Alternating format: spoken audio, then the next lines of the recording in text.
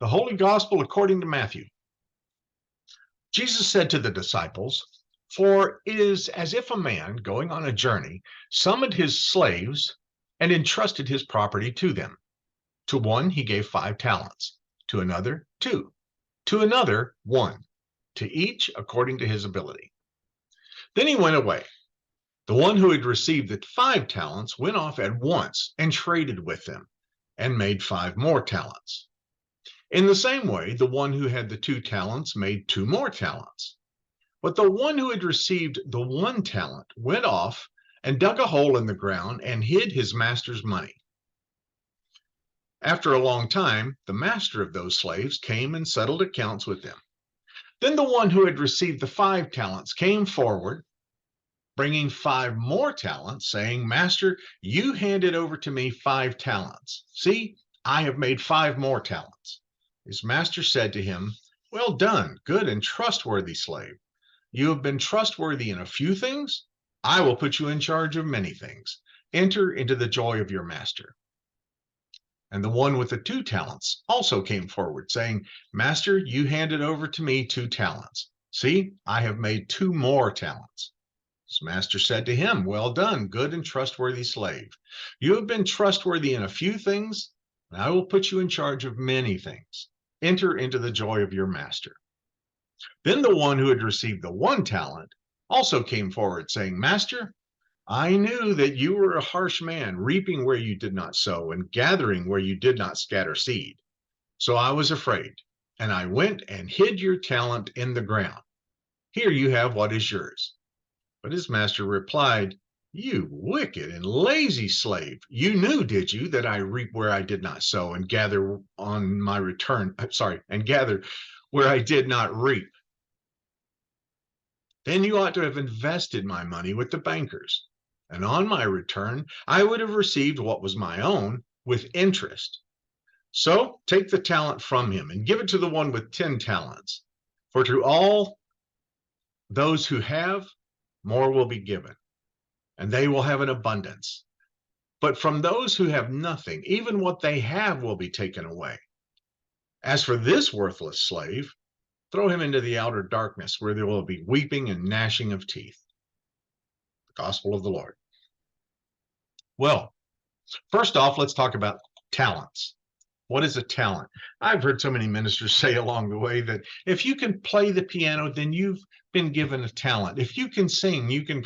It's not any kind of artistic talent or any kind of skill. It's talking about amount of gold. And a talent of gold is a lot. 5 talents of gold is a lot. Well, so here's the parable. Don't think that this is a parable about God being the harsh master. It's not.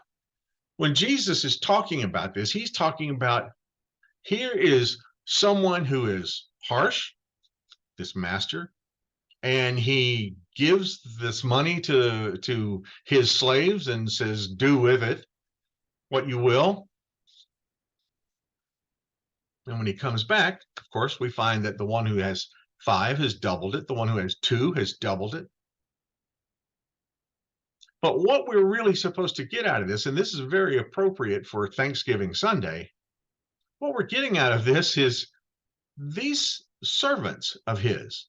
I refrain from using the word slave, but still, these servants of his, they took it and out of gratitude, they put this to work. Out of gratitude for entrusting me with 5 talents of gold or 2 talents of gold, we are going to give back to you at least as much as what you gave to us. Gratitude. This is the way they were treating the master who had given them such trust. And when he comes back, finds out that the one with the 5, indeed, 5 more. The one with 2, 2 more. And he was grateful for their gratitude. This is a two-way street of thanksgiving going on.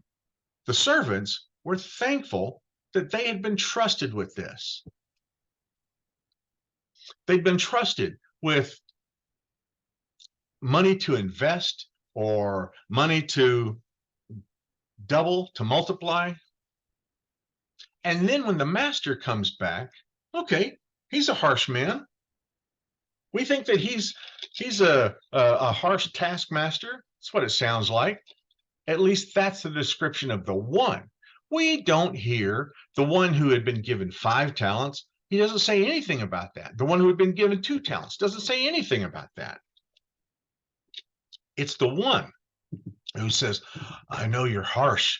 I know that you reap where you did not sow. You gather where you did not scatter. I know those things about you. And then the master says, you know that, did you? And yet you still played it cowardly. Wicked and lazy, he calls them. If nothing else, he said, you could have taken it to the bankers, deposited it, let it collect interest, and then when I come back, you could give me what was mine and the interest. But you didn't do that. You weren't grateful enough to try that. You played it safe. One of the things that maybe perplexes me more than anything, and you can ask Nicole about this, is a lack of gratitude. When someone has helped, when someone has gone out of their way to help, and there's no gratitude for that. I think about my dad, my grandfather, all those who have been in ministry before me, the way that they had gone out of their way to help, and then to not only receive no gratitude, but sometimes to receive utter betrayal. It's astounding to me. How can we not be grateful? And if we put God in the place of this harsh taskmaster, how can we not be grateful for everything that God has given us? In the end, it's not a loan that we see from the master, because he says, here's 5 talents, do what you will. And when he comes back, the servant says, here's your 5, but here's 5 more that I've made. All right, good and faithful servant. And then he says, enter into the joys of your master. But we realize, as we read on a couple of verses, that the master didn't take those 10 talents. He gave them to the slave, to the servant. How do we know that? Because when the 1 talent is taken away from the servant who was lazy and worthless, he says, give it to the one with 10. That guy still has his 10. The 5 that was invested by the master, plus the 5 that he had made for the master. He gave it all to him. And he says, been in charge of a few things. You'll be in charge of many things.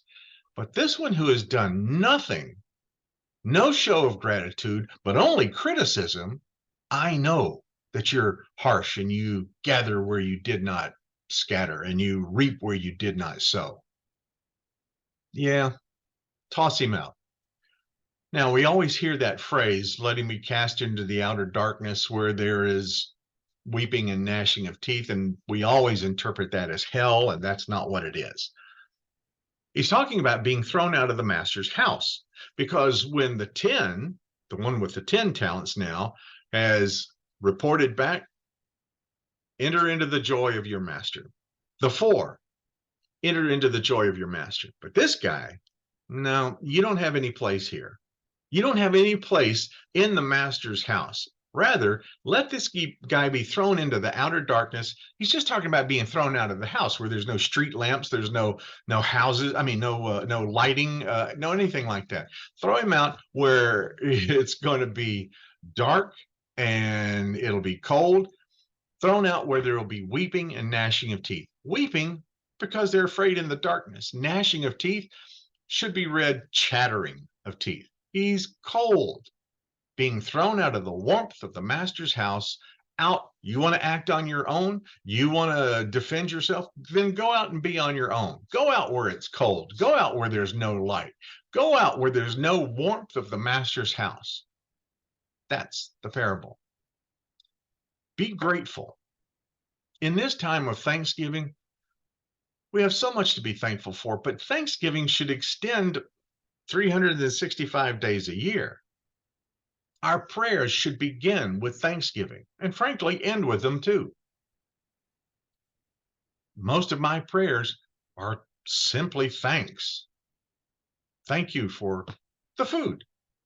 Thank you for the friendships I have. Thank you for Nicole. Thank you for the children. Thank you for Dad. Thank you for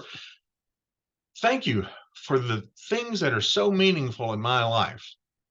How can I stop giving thanks? How can I neglect to give thanks?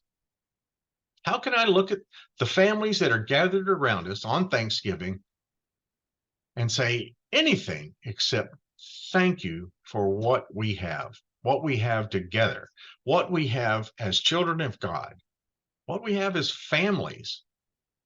Thank you over and over again. Paul tells us when you make your prayer with all thanksgiving, let your prayers be made known to God with thanksgiving. Paul tends to tell us that every prayer had better include thanksgiving. Lord, thank you for the fellowship of Northwood Star Ministry. Thank you for the friendships that we develop within the parish. Thank you for giving us guidance. Thank you for showing us love. Thank you for giving us investments in us and then letting us keep it. He's a wonderful God, a God who would surrender his only offspring for us.